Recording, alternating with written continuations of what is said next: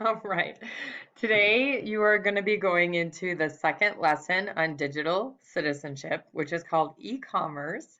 That is all about buying things online.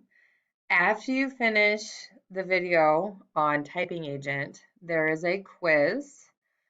That quiz you could consider practice for the quiz you will take on Kickstand. So if you make mistakes with that quiz, I recommend that you look at the correct answers instead of just clicking off when you get your results from the quiz. Really look at it and see how you did.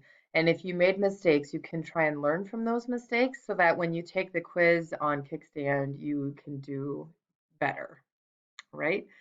So make sure that you come back to Kickstand after you finish the e-commerce video and quiz on Typing Agent. That's it for today.